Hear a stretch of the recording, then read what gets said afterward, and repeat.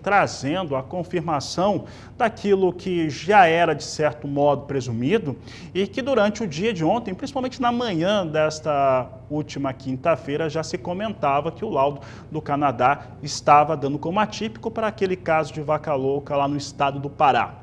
O que ocorre a partir de agora, como que o Ministério da Agricultura tem agido, parece que já deu elevação nos trâmites em relação a informar a Organização Mundial de Saúde Animal e também ao seu principal comprador, a China, como foi a contraprova do Canadá, e é por isso que nós vamos conversar agora com a Lígia Pimentel, ela que é sócia fundadora da Agrifato e participa desta edição conosco.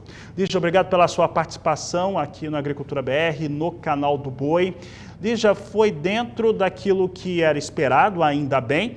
Como que você acredita que deve ser a movimentação a partir de agora, principalmente de informar China, Organização de Saúde Animal, entre outros fatores? Boa tarde, seja bem-vinda.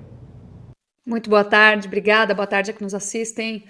Olha só, a gente tem um desenrolar, como você falou, esperado, né? O animal não tinha qualquer perfil de problema sanitário, um animal velho, não era usada ração para alimentar esse animal, os conviventes não tinham sintomas, o preço do boi está caindo, então mais difícil usar ração, agora é uma época que chove muito, no Pará tem muita produção de pasto, então tudo conversava, de fato, para que o final da história fosse o de um caso atípico, né? A suspeita, ela foi confirmada, tá bom? Novamente, duplamente confirmada, né? Já tinha sido confirmada por um laboratório brasileiro, hoje chegou a contraprova do Canadá. O que acontece agora é que o Brasil precisa informar os sistemas, tá? Então tem o sistema de cooperação com a China, tem o sistema da OIE, Organização Mundial de Saúde Animal, tá certo?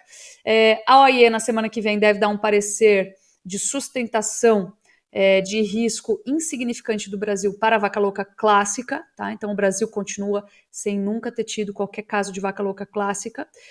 E as negociações com a China para a retomada aí dos embarques já começou a acontecer.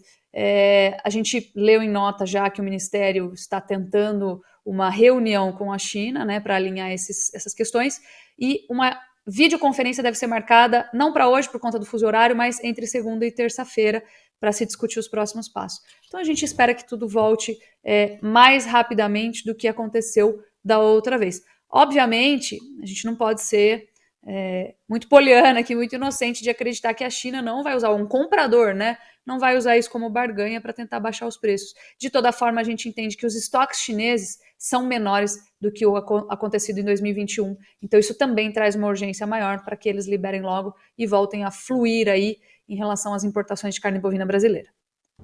Lígia, nesta semana, na terça-feira, nós conversamos com o presidente da Câmara de Comércio e Indústria Brasil-China, o Charles Tang, que, de certo modo, elevou um pouco a inocência da cadeia produtiva da carne bovina brasileira, que ele afirmava acreditar ser um caso atípico mesmo, que a contraprova traria esse posicionamento, que a China precisa fazer as aquisições, que faria em maior volume e tinha expectativa que ainda neste mês, com a visita da presidência da República do Brasil ao governo chinês, que ampliasse as plantas frigoríficas habilitadas a exportar para a China.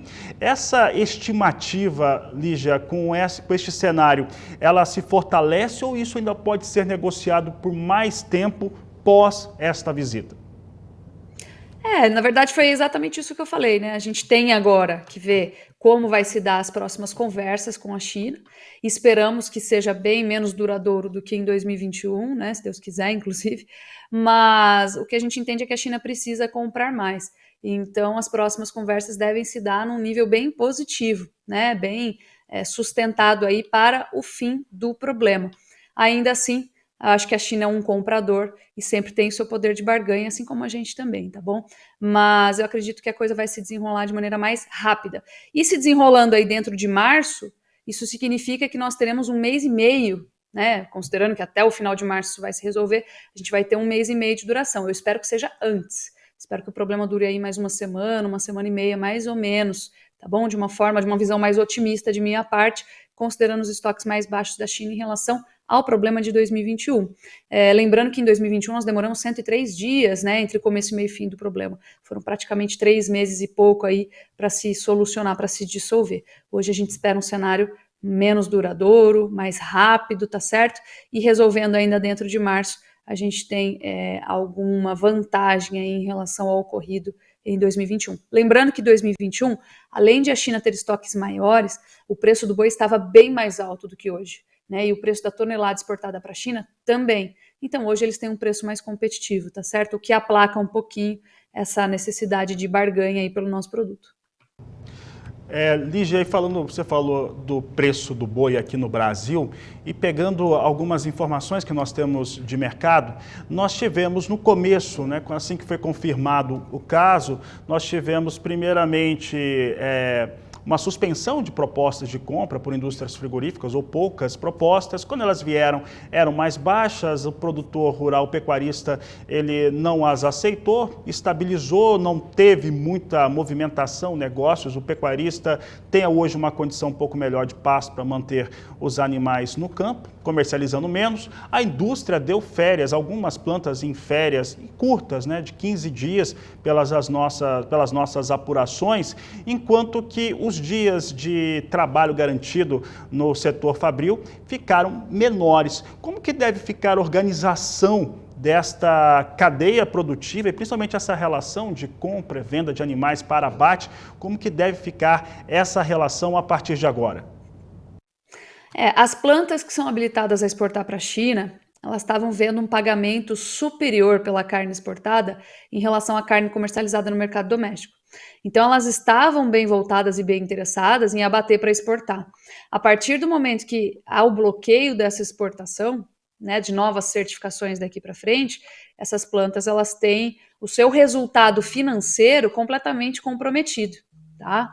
Então, o que acontece? A gente observa essas paralisações de fato. Tá? Então, enquanto nós tivermos esse problema com a certificação de China, né, nós deveremos ver esse problema continuar. A partir do momento que a gente voltar a exportar para a China, a gente deve ver o problema se esvair. E aí vai ter uma outra confusão, que vai ser a reabertura dessas plantas para recompra. E o preço deve voltar aos patamares originais. Talvez com alguma defasagem ainda para o Pará, que tem sofrido bastante com essa questão ter sido localizada lá naquele estado, tá certo?